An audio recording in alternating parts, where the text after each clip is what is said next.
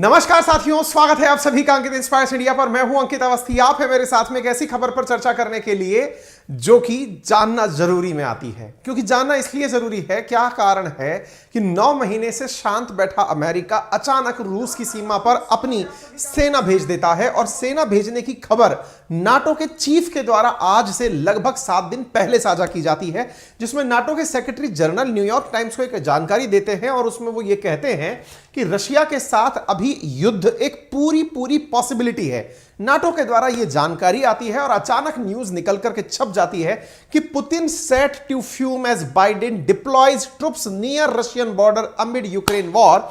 और यह खबर दिसंबर 17 की आपको दिखाई पड़ती है। यानी अचानक ऐसा क्या हुआ कि पुतिन को एक तरह से समझिए कि चमकाने के लिए या परेशान करने के लिए यह खबर आती है। और खबर क्या है कि यह बाइडेन ने अपने द्वारा ट्रुप्स को भेज दिया है रूसी बॉर्डर पर। रूसी बॉर्डर पर भेज दिया है, मतलब क्या है यह बहुत जानना जरूरी है। असल में रूस के बॉर्डर कई देशों से कनेक्ट होते हैं। जहां एक और यूक्रेन के साथ उसका मसला चल रहा है, वहीं दूसरी और एक पड़ोसी मुल्क है जो कि उसके साथ जुड़ा है। उसका नाम है एस्टोनिया। वही एस्टोनिया जिसने 18 अक्टूबर को रशिया को अपनी पार्लियामेंट के माध्यम से स्टेट स्पॉन्सर्ड टेररिज्म का जनक बताया था, यानी आतंकवाद बताया था रूस के द्वारा यूक्रेन पर हमला किया जाना। और ऐसी घटना के आते ही 80 साल के इतिहास में पहली बार ऐसा हो रहा है कि पुतिन को किसी ने आतंकी बताया तो अमेरिका 80 साल बाद अपनी आर्मी को एस्टोनिया में डिप्लॉय कर रहा है, यानी रूस के बॉर्डर पर डिप्लॉय कर रहा है। वर्ल्ड वॉर सेकंड के बाद से लेकर अभी तक एस्टोनिया में यूएस की फोर्सेस नहीं बिठाई गई। आप यहां पर देख सकते हैं, it is first time in 80 years US Army deploys Screaming Eagles 101 Airborne Division just miles away from Ukraine। Putin को इस बात का क्या मीनिंग निकलेगा? US does combat deployment of troops in Estonia near Russian borders। US infantry unit arrives in Estonia। ये सारी खबरें अचानक जैसे ही आपके सामने निकलती हैं, आपका दिमाग एकदम घनघोर हो जाता है कि भाई ये हो क्या रहा है और क्यों हो रहा है, कहां से चल रहा है। ये सब कुछ आज के सेशन में हम आपको साझा करेंगे। सबसे इंपॉर्टेंट जानकारी जो यहां पर जानने की, पता है वो क्या है?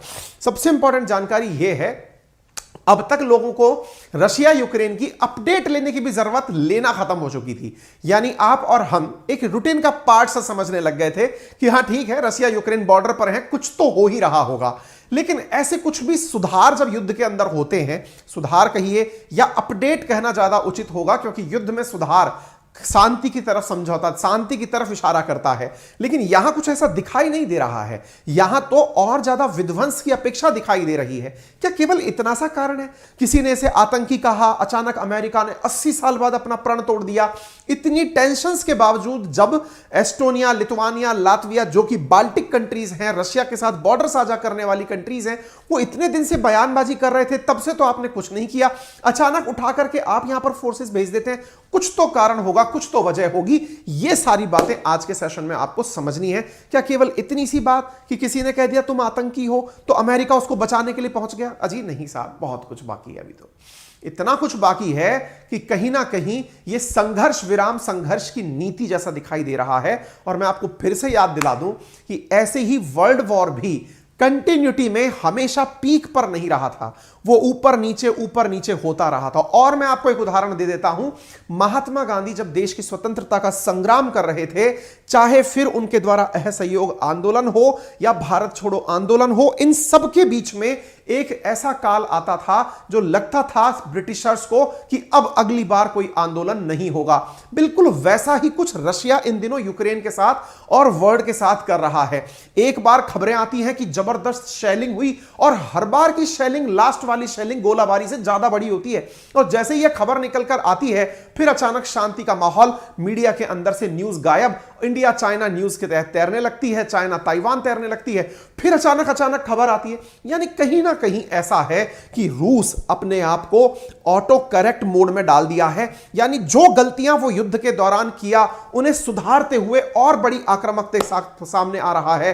तभी तो पुतिन के गुरु डुगिन का वो बयान, वो व्यक्ति जिसने अपनी बच्ची को एक ऐसे अटैक में खोया था, मैंने उसके ऊपर सेशन किया था, कहते हैं पुतिन को बुद्धि देने वाला व्यक्ति कौन है, तो बोले डुगिन है। और वो जो व्यक्ति है ना, उसने हाल ही में एक ऐसा बयान दिया है जिससे दुनिया में अचानक और ज्यादा डर बैठ गया है। क्योंकि उसने पता है क्या कहा है, उसने कहा है कि या तो युद्ध पुतिन जीतेंगे या ये दुनिया खत्म हो जाएगी। फिर से सुन लीजिए, बहुत इंपॉर्टेंट है। यूक्रेन वॉर के अंदर उसका बयान कि या तो यह युद्ध रशिया जीतेगा या ये दुनिया खत्म हो जाएगी। और ऐसा व्यक्ति पुतिन का गुरु है। ये वही व्यक्ति है जिसको कि विदेशी जासूसी कंपनियों ने मारने का प्लान बनाया था, लेकिन उस गाड़ी में वो खुद नहीं बैठा और उसकी बेटी बैठी और उस गाड़ी के नीचे ब्लास्ट हुआ। आपको याद होगा, ये खबर मैंने आपको लगभग 2-3 महीने पहले कवर की थी। यानी ये सब कुछ दर्शाता तो है कि पुतिन के इरादे नेक तो नहीं है, और यह है बात दुनिया भी समझ चुकी है कि पुतिन किसी भी मामले में पीछे हटने वाले नहीं। और विशेष रूप से इन दिनों एक बड़ी चर्चा यह छिड़ रही है कि पुतिन के पास अकाउंट खाली नहीं हुआ है भाई, उनके अकाउंट में अभी भी पैसा है। यानी एक तरह से उन्हें इस युद्ध से कोई नुकसान हुआ ही नहीं है। जहां एक और वेस्टर्न मीडिया यह स्थापित करने की कोशिश करती है कि पुतिन के सैनिक युद्ध छोड़कर भाग रहे हैं, या सैनिकों को टॉर्चर किया जा रहा है, या युद्ध में सैनिक नहीं आ रहे हैं, वो वेस्टर्न मीडिया का समटाइम्स एक प्रोपेगेंडा लगता है। इस प्रकार की स्थितियां दिखाई देने लगती हैं कि ये जबरन दिखाई जा रही हैं कि ऐसा कुछ हो रहा है। आज आप इस सेशन के अंदर सिलसिलेवार तरीके से इन सारी घटनाओं को हमारे साथ देखेंगे। आइए मैं आपको बताता हूं तो क्या है व्लादिमीर पुतिन की स्थिति, वो मैं आपको आज के सेशन में बताऊंगा। लेकिन इससे पहले एक बार के लिए आप रशिया का मैप देख लीजिए। ये रहा रशिया, और इस रशिया के साथ अब तक जितने भी आपने मैप देखे हैं उनमें आपको यूक्रेन दिखाई दिया है, आपने बेहतरीन तरीके से दिमाग में सजाया है। लेकिन 3 देश यहां पर और दिखते हैं जिनका नाम है एस्टोनिया, लातविया, लिथुआनिया। इन्हें आप बाल्टिक कंट्रीज के नाम से जानते हैं क्योंकि इनके बगल का जो सागर है वो बाल्टिक ओशियन है, बाल्टिक सी है। और ये वो कंट्री है जो कभी यूएसएसआर में रशिया के साथ हुआ करते थे, 15 देश बनकर के यूएसएसआर बनाते थे।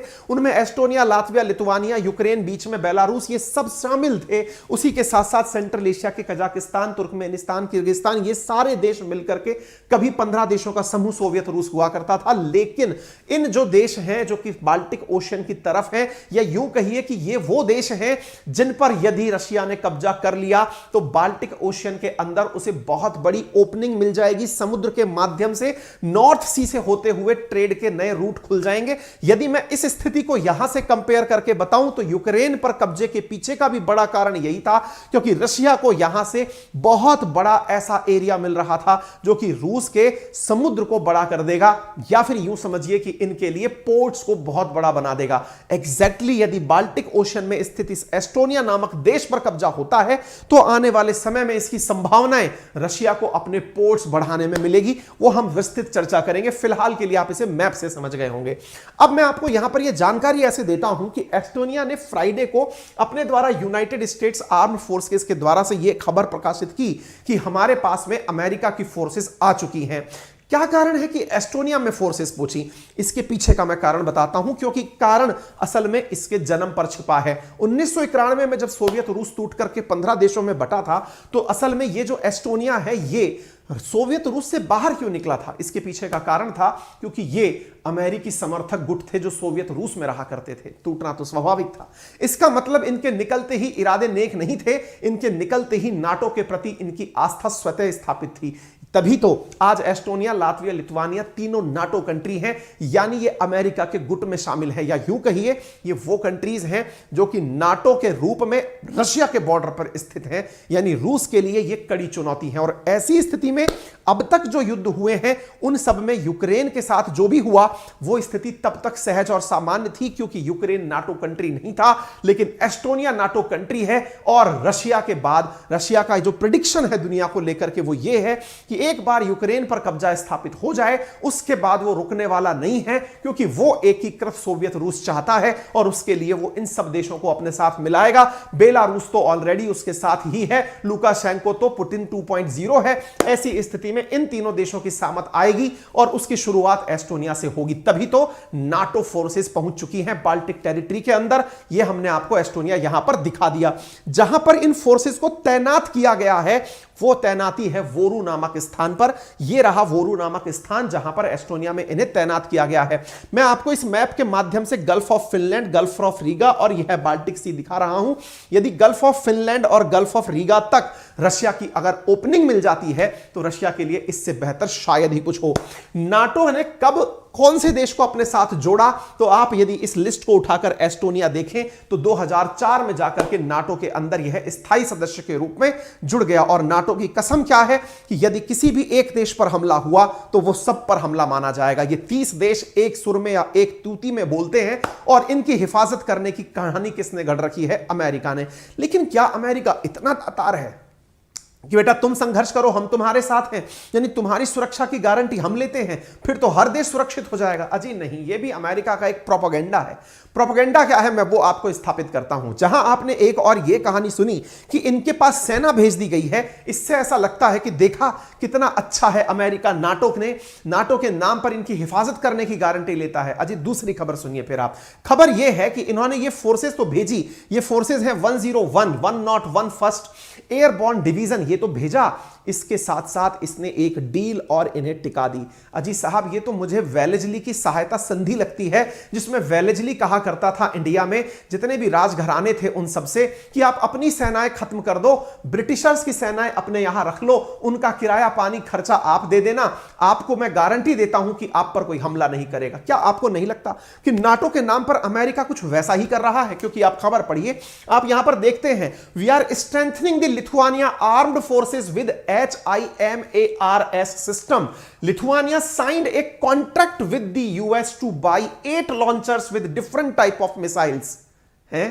मतलब आप कुछ नहीं जी, आपने अपनी ऐसी ऐसी कंट्रीज ढूंढ ली हैं जिन्हें आप मुट्ठी भर सिपाही भेजते हो और उस आधार पर वहां से एक बड़ा कॉन्ट्रैक्ट लेकर आ जाते हो। तभी तो आपने अपने द्वारा एक मिसाइल डिफेंस सिस्टम इनको टिका दिया है कि आप यहां पर पहुंचे और यहां पर सामान आपका आसानी से बिकाऊ हो जाए। आप यहां पर देख सकते हैं high mobility artillery rocket system HIMARS जो है वो अमेरिका के द्वारा लिथुआनिया को बेच, इस कंट्री को जो है आपने अभी सुना, लिथुआनिया को बेचा जा रहा है। कहने का मतलब क्या है, एस्टोनिया हो, लिथुआनिया हो, लातविया हो, इन तीनों देशों को इन्होंने अपने साथ जहां एक और मिला रखा है अपने नाटो के अंदर, और वही नाटो में मिला करके इन सब के साथ में व्यापार कर लिया जाता है। यह दर्शाता है कि अमेरिका ने कुछ अपनी टेरिटरी बना रखी हैं जिनके माध्यम से वो व्यापार करेगा और उनके हिसाब से पैसे कमा करके ले लेगा।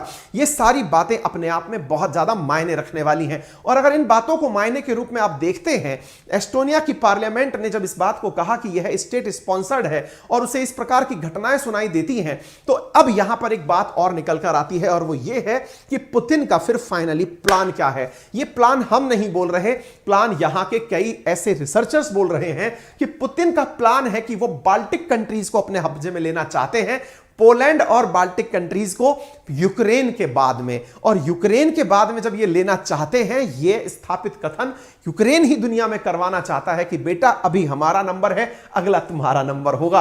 अब इस बात को जब आप सुनते हैं तो आपके मन में एक सवाल उठता है और वो सवाल ये है कि दुनिया इसे कैसे लेती है। सीधा सा अर्थ ये है, आप 27 नवंबर की खबर देखते हैं जिसमें एस्टोनिया के मिनिस्टर कहते हैं कि रशिया अभी तक कमजोर नहीं हुआ है, उसे हल्के में मत ले लेना, क्योंकि अभी भी स्थितियां उतनी ही विकट हैं और वो पूरी तरह से सज्ज है, पूरी तरह से युद्ध को आगे बढ़ाने के लिए तैयार है।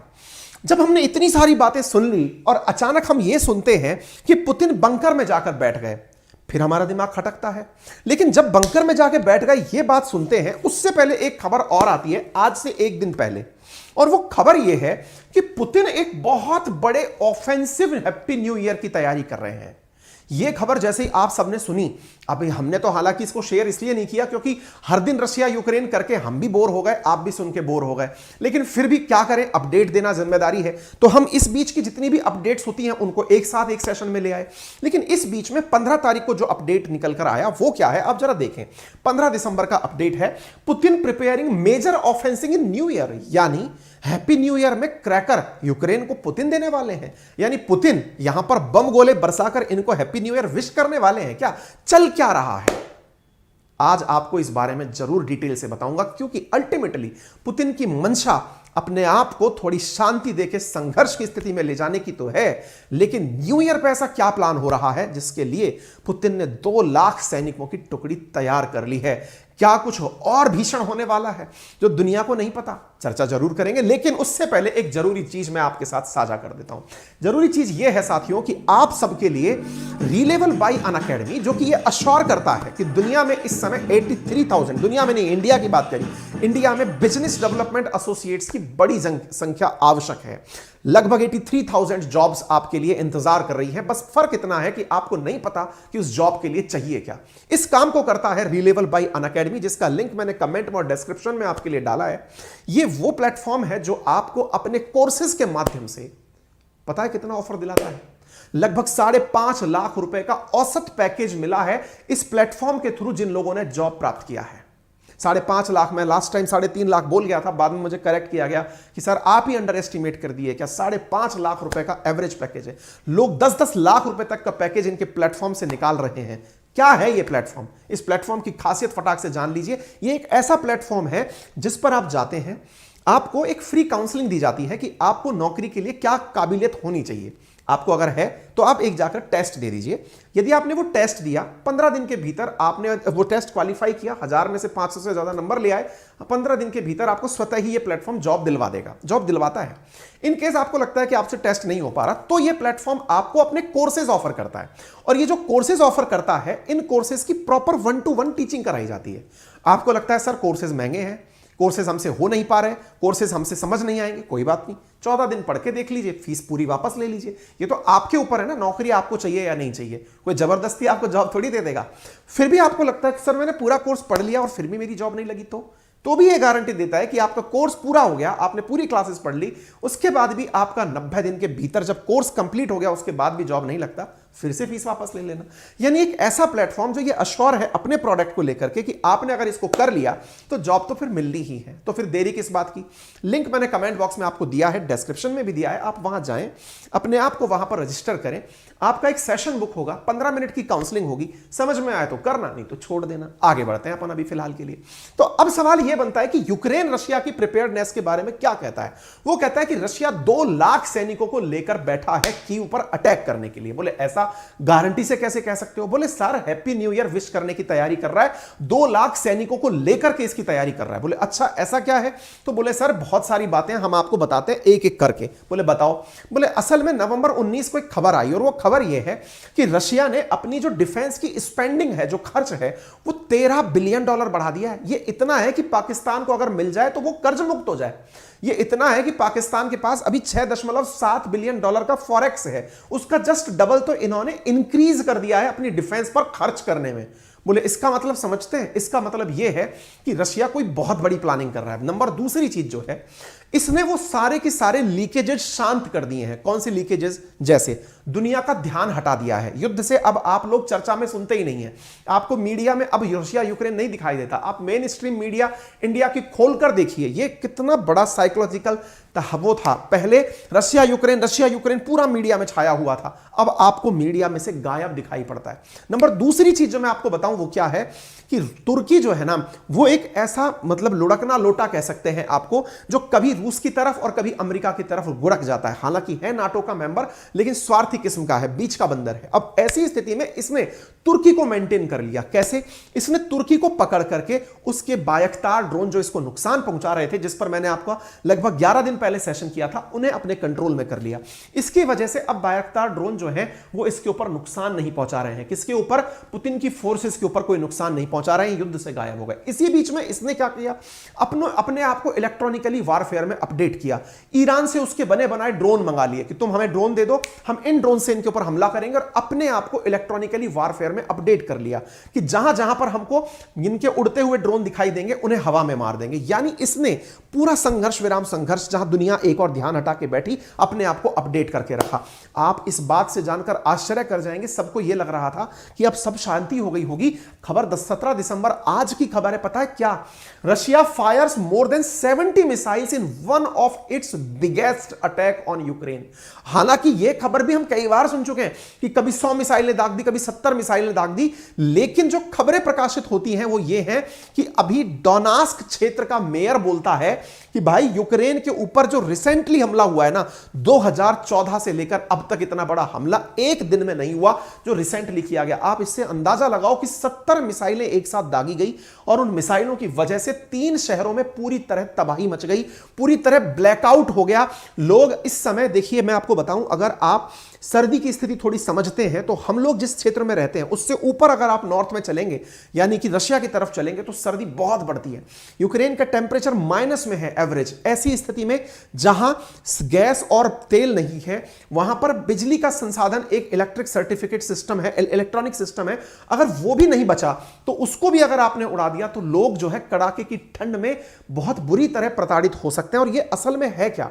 ये एक साइकोलॉजिकल टैक्टिक है अपनी सरकार पर प्रेशर क्रिएट करने की, और अभी पुतिन के पास अगले 2 महीने और हैं इस सर्दी को यूज करने के। कारण सबसे बड़ा जो यूक्रेन ब्लेम लगाता है रूस के ऊपर वो ये है कि असल में यूएसएसआर टाइम का ही इलेक्ट्रिक डिस्ट्रीब्यूशन सिस्टम है, बिजली वितरण सिस्टम है यूक्रेन में, वो यूएसएसआर टाइम का है, जिसका पूरा की पूरा मैप जो है ना वो रशिया के पास है। ऐसी स्थिति में रशिया उन्हीं पिन पॉइंट एरियाज पर अटैक करता है जहां से, कहां पर अटैक करता है? जहां से बिजली का वितरण होता है, और ऐसे वितरण में यह उस जगह का पूरा ब्लैकआउट कर देता है। और ब्लैकआउट से लोग जब पीड़ित होंगे तो 2 प्रकार की घटनाएं होंगी, या तो लोग गुस्सा निकालेंगे रूस के ऊपर या अपनी सरकार के ऊपर कि तुम्हारे चलते तुम समझौता क्यों नहीं कर लेते। ये दोनों ही वार टैक्टिक्स ये फिलहाल के लिए अपना रहा है। आपने देखा होगा बहुत सी, अपन जब ऐतिहासिक इंडिया की कहानियां भी पढ़ते हैं तो एक कहानी निकलकर आती है कि असल में जो विदेशी आक्रांता करते थे वो क्या करते थे कि सामने वाले का जो राशन पानी होता था उसको खत्म करने की कोशिश करते थे। आपने बहुत सारी कहानियां ऐसे राजस्थान के राजघरानों में भी सुनी होंगी, जब हम वो सुनते हैं कि भाई किस किस प्रकार से खिलजी का अटैक हुआ था, तो खिलजी क्या करता था ना कि चारों तरफ से उसको महल को घेर कर बैठ जाता था कि तुम्हारा राशन खत्म होगा, तुम अपने आप उतर कर आओगे। यहां पर कुछ वार टैक्टिक्स वैसी अपनाई जा रही है। मैं ये नहीं कह रहा कि पुतिन खिलजी है, मैं ये नहीं कह रहा कि वार टैक्टिक्स पुरानी महात्मा गांधी की तरह विचार इनके हो गए हैं। मैं सब एक आपको समझाने का यह प्रयास कर रहा हूं कि वॉर में यह भी एक टैक्टिक होती है कि सामने वाले के रिसोर्सेज को खत्म करो। रिसोर्सेज में लोगों का मनोबल बहुत बड़ा रिसोर्स होता है। आज जब हम इंडो चाइना की बात करते हैं तो इंडिया के पास जो सबसे बड़ा रिसोर्स है वो क्या है कि हम लोग एक टाइम का खाना त्याग कर अपने सैनिकों को भेज सकते हैं। हम जय जवान जब जय किसान का नारा लगाते हैं तो पूरा हिंदुस्तान अपने एक वक्त का खाना छोड़कर अपने सैनिकों को भेज सकता है।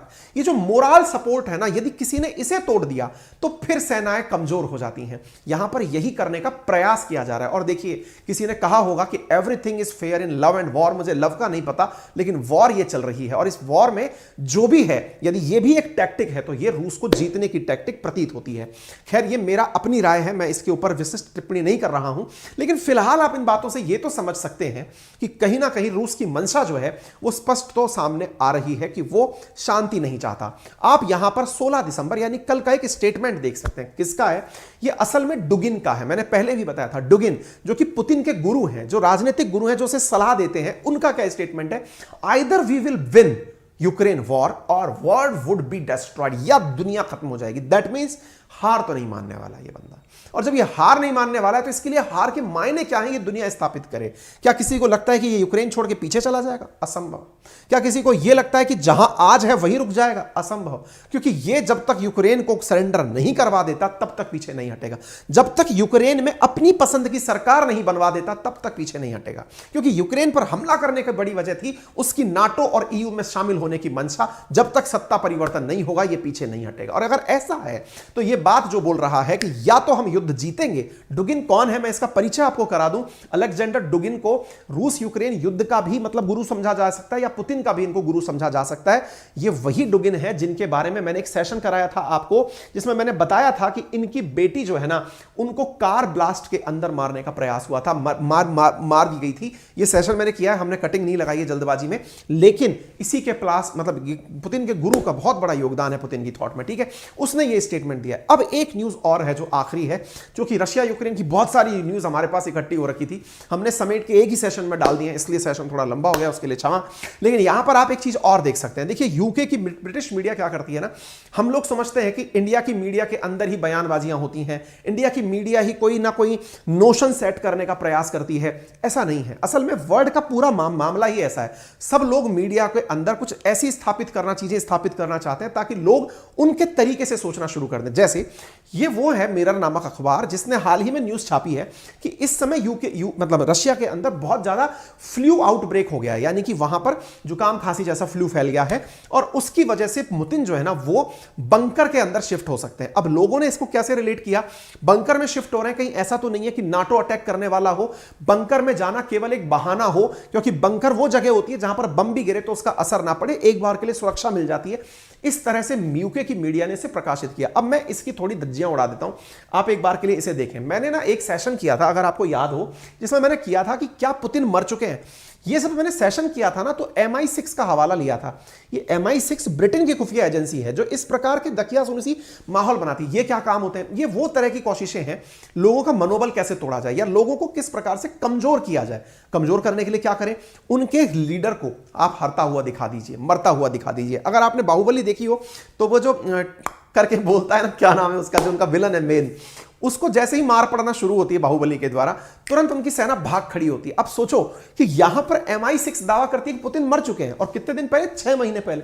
मनोबल टूट सकता है ना, जो जानने वाले लोग उनको मनोबल टूट सकता है। उसमें भी इसी मिरर का नाम निकल कर आया था, देख लो ये रहा मिरर, यही वो न्यूज फैलाने वाली संस्था थी। और अभी जब ये न्यूज फैलाती है कि साहब यूके जो है ना, मतलब कि रशिया के अंदर पुतिन जो है वो बंकर में जाकर छिप रहे हैं, तो यार तुम्हारी ना गंद समझ में आती है, तुम गड़बड़ सोच रहे हो दोस्त। ऐसी स्थिति में ब्रिटिश मीडिया का यह दावा मुझे तो फर्जी लगता है, लेकिन अगर कोई आइसोलेट होने के लिए किसी कोने में जाकर बैठता है तो निश्चित ही इसमें कोई बुराई नहीं है। अगर बीमारी फैलती है तो उससे बचना भी चाहिए। फिलहाल के लिए इतना ही। उम्मीद है आपको हमारी जानकारी पसंद आई होगी। और देखिए, आप सबसे एक छोटी सी गुजारिश है, हमारी टीम आपके लिए दिन रात मेहनत करके, इवन मैं भी, मतलब हालांकि मैं इसी का कभी क्रेडिट नहीं लेता कि मैं बहुत मेहनत कर रहा हूं, हमारी टीम ही मेहनत कर रही है। और ऐसी स्थिति में अगर आपको हमारी मेहनत पसंद आती है ना, तो इस चैनल को आपने सब्सक्राइब करना बिल्कुल ना भूला करें। आप इतनी बड़ी संख्या में हमारे साथ रोजाना जुड़ते हैं, ये हमारे लिए बहुत गौरव की बात है। लेकिन इससे भी ज्यादा गौरव है जब आप अपनों को हमारे इस चैनल को सब्सक्राइब कराते हैं, अपने इस अंकित इंस्पायर मिशन को आप बड़ा बनाते हैं। इसी मिशन में हमने एक कड़ी और जोड़ी है आप सबके लिए, और वो कड़ी क्या है वो आप सबको विदित है, और नहीं है तो मैं फिर से बता दूं। देश में फाइनेंशियल लिटरेसी, यानी लोगों को फंड्स के बारे में सही जानकारी हो, किस प्रकार से निवेश करना चाहिए या नहीं करना चाहिए, निवेश जरूरी क्यों है, ऐसी फाइनेंशियल लिटरेसी मैंने आप लोगों के लिए शुरू की है मेरे अपने चैनल बातें बाजार की पर, जिसका लिंक मैंने डिस्क्रिप्शन में डाला हुआ है। आप उसे भी जिम्मेदारी से अपने सभी जानने वालों से साझा करें। कारण यह है क्योंकि उसका उद्देश्य बहुत ही यूनिक है। उद्देश्य यह है कि लोगों को यह पता चले कि असल में उनकी जो पैसे को लेकर अज्ञानता है, वो भी एक बहुत बड़ा कारण है उनको अपने पैसे के अंदर बढ़ावा ना दिखाने में। तो आप लोग जाएं और उस चैनल को अभी जाकर के आप सब्सक्राइब कर लें, दैट इज बातें बाजार की। और आपके काम का जो मैंने आपको लिंक दिया है वो कमेंट बॉक्स में है, that is Relevel bye Unacademy. उसे जाकर के आप एक बार जरूर चेकआउट करें। धन्यवाद अपना प्यार बनाए रखने के लिए। बड़ों का सम्मान करें, छोटों को प्यार दें, अपना व्यक्तित्व इस प्रकार से विकसित करें कि महिलाएं आपके साथ सुरक्षित महसूस करें। Thank you so much.